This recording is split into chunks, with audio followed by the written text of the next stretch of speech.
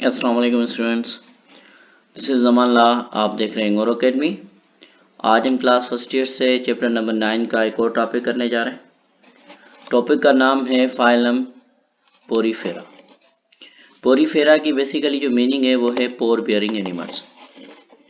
तो सबसे पहले इसके जो है कैरेक्टरिस्टिक्स आते हैं फाइलम पोरीफेरा। तो फाइलम पोरीफेरा जो है हमारे सिंपलेस्ट एनिमल है। इनके पास टिश्यू लेवल नहीं होते और ना ही इनके पास ऑर्गेन्स होते हैं। ये जो है हमारे अक्वाटिक होते हैं। फिल्टर फीडर्स कौन से होते हैं? ऐसे एनिमल्स जो पानी के थ्रू इनके अंदर स्मॉल माइक्रोस्कोपिक जो है ग़िज़ा आती है, वो उसको फिल्टर करते हैं अपने सेल्स के अंदर। फिर जो उनका जो पानी होता है वो एक ओपनिंग के थ्रू बॉडी से बाहर रिलीज कर देते हैं।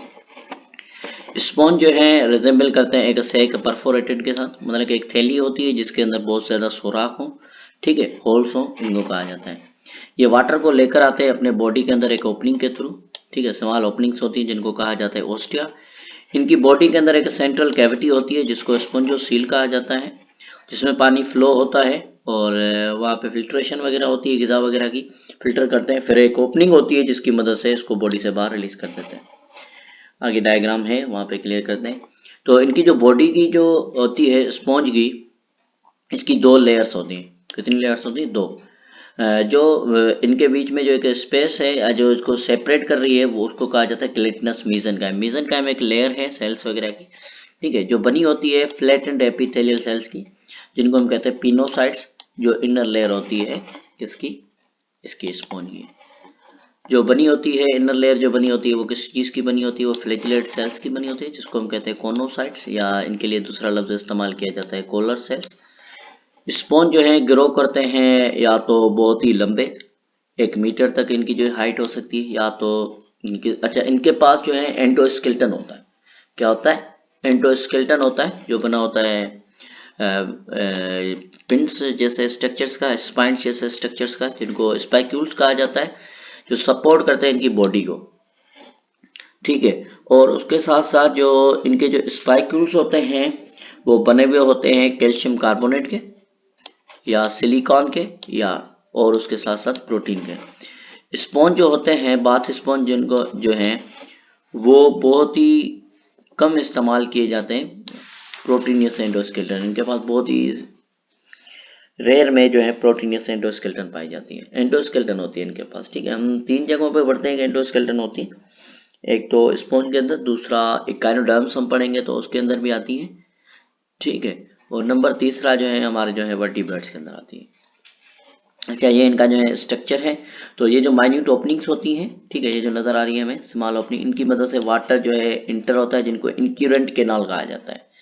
क्या कहा जाता है? इनक्यूरेंट केनाल कहा जाता है, ठीक है। इनकी जो बॉडी की कैविटी होती है, इस बॉडी की कैविटी को कहा जाता है स्पॉन्जोसील, और ये जो एक लार्ज ओपनिंग है, इस ओपनिंग को कहा जाता है ओस्क्यूलम, जिसकी मदद से पानी लीव करता है।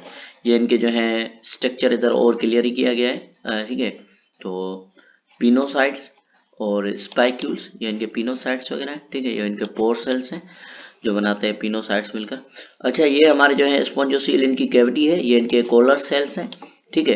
कोलर सेल्स के पास ये कोलर है और इनके पास फ्लेजिलम होती है, फूड पार्टिकल्स वगैरह होते हैं। ऑस्टियम सिंगुलर ओपनिंग को कहा जाता है।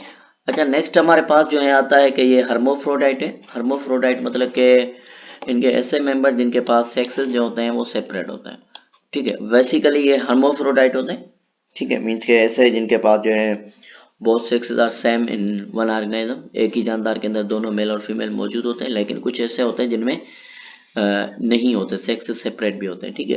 तो अच्छा, नेक्स्ट हमारे पास होते हैं ये रिप्रोड्यूस करते हैं असेक्सुअली, ठीक है, सेक्सुअली भी करते हैं, जैसे मैंने कैरेक्टरिस्टिक के अंदर बताया था कि सेक्सुअली कुछ सेक्सुअल भी करते हैं। जो असेक्सुअली होता है उसमें फ्रेगमेंटेशन में क्या होता है, कोई एक बॉडी का पार्ट अलग होकर एक नया जानदार बना ले, इसको हम फ्रेगमेंटेशन कहते हैं, ठीक है। एम्पोसाइट्स या एम्पोसाइट्स के थ्रू बनाते हैं। स्पर्म इनके जो है आते हैं पानी के थ्रू, इनक्यूरेंट के थ्रू, ठीक है। डेवलपमेंट जो है मल्टी सेलर नाइबरिंग स्पॉन्ज से जो फर्टिलाइजेशन होती है, और फर्टिलाइजेशन होने के बाद डेवलप होते हैं multi cellular free swimming larva में। ये थ्रू आउट द लाइफ तो मोटाइल नहीं होते, लेकिन सिवाय एक के जो इनकी जो लार्वल स्टेज होती है इसमें ये स्विम करते हैं, मतलब कि मोटाइल होते हैं, बाकी नहीं होते। तो सेटल हो जाएंगे किसी एक बॉटम पे और ग्रो करेंगे वहाँ पे अडल्ट में। कॉमन स्पॉन्ज जो है हमारे पास साइकोन आता है और यूप्लेक्टिला आता है और स्पॉन्जिला आता है। ये हमारी इनकी जो है 3 टाइप्स है। तो ये जो है हमारे पास जो पॉइंट है कि फ्री स्विमिंग लार्वा, ये इम्पोर्टेंट है।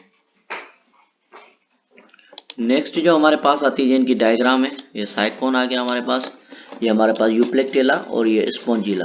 ठीक है, तो ये इनकी जो एक्स्ट्रा रीडिंग मटेरियल में क्या लिखा हुआ है कि ये जो है स्पॉन्ज जो है मास्टर फिल्टर कहलाते हैं। क्यों कहलाते हैं? क्योंकि ये जो है तकरीबन आपका जो है एक टाइम से साइज से ज़्यादा पानी को फिल्टर करते हैं। तो अच्छा, बास्केटबॉल की साइज के होते हैं स्पॉन्ज जो फिल्टर कर सकते हैं इंटायर रेडिशनल पूल वन डे, मतलब कि एक पूल के अंदर जो है पूरा का पूरा जो है एक सिर्फ स्पॉन्ज जिसकी साइज सिर्फ साइज कितनी है, बास्केट की बॉल की जितनी होती है, तो वो जो है पूरा का पूरा जो है आपका जो है पूल जो है उसको फिल्टर कर सकता है। ये जो है केमिकल डेटर्स होते हैं, प्रीडेटर हैं फ्रॉम ईटिंग देम। ये केमिकल जो है यूज़ करते हैं केमिकल से प्रीडेटर से बचने के लिए। साइंटिस्ट ने डिस्कवर किया है कि केमिकल जो पोटेंशियल है ट्रीट कैंसर के लिए और HIV के लिए, वो इनसे मिल सकता है। सो नेक्स्ट हमारे पास आती है एवोल्यूशनरी एस्पेक्ट्स। तो एवोल्यूशनरी एडाप्टेशन में हमारे पास जो स्पॉन्ज हैं, ये जो है स्पॉन्ज इवॉल्व होते हैं फ्रॉम कॉलोनियल फ्लैजिलेटेड प्रोटिस्ट से। ये कॉलोनियल ऐसे होते हैं जो एक सेल वाले बहुत ज़्यादा मिलकर एक जगह पे रहते हैं, तो इनको हम कॉलोनियल कहते हैं। ठीक है, इनके पास फ्लैजिला थी जो इनके एंसेस्टर थे, जो रहे तकरीबन कितने million years ago, 700 million years ago. Protista जो है प्रोबेबली कोनोफ्लैजिलेट्स थे। ठीक है, कोनोफ्लैजिलेट से ताल्लुक था इनका। लास्ट चैप्टर में पढ़कर आए। डाइजेशन, ये जो है सिंपलेस्ट मेथड होता है इनके पास डाइजेस्टिव ट्रैक्ट नहीं होता। स्पॉन्ज के अंदर जो डाइजेशन होती है इंट्रासेलर होती है। इंट्रासेलर मीन्स के जो सेल के अंदर होती है। ठीक है, रेस्पिरेशन इनके अंदर जो होती है वो नहीं पाया जाता इनके पास सिस्टम। तो इनके अंदर जो गैसेस की एक्सचेंज होती है वो डिफ्यूजन की वजह से होती है। ठीक है, गैसेस एक्सचेंज डिफ्यूजन की वजह से होती है। एक्सक्रीशन भी इनके पास डिफ्यूजन की वजह से होती है। ठीक है, इनके पास कोई स्पेशल ऑर्गन नहीं होता कि रिमूवल कर सकें वेस्ट प्रोडक्ट।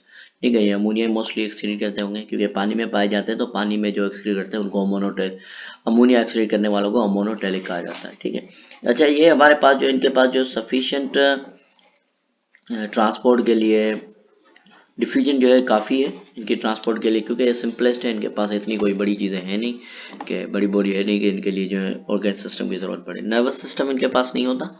ठीक है, इनके पास नर्व सेल्स नहीं होते। अच्छा, इंपॉर्टेंस क्या है? इंपॉर्टेंस जो है कि ये फाइबर से स्केलेटन बनाते हैं। जो स्केलेटन होती है इनकी यूज़ की जाती है फॉर द बाथिंग। ठीक है, बाथिंग पॉलिशिंग के लिए, उसके साथ साथ वॉशिंग के लिए और स्क्रबिंग के लिए, मतलब किसी चीज़ को निशान वगैरह ख़त्म करने के लिए या धोने के लिए ही बेसिकली इनको इस्तेमाल किया जाता है। तो इधर हमारा जो है जब टॉपिक नंबर 2 होता है कंप्लीट लेक्चर, तो इंशाल्लाह मिलते हैं नेक्स्ट टॉपिक में। अल्लाह हाफ़िज़।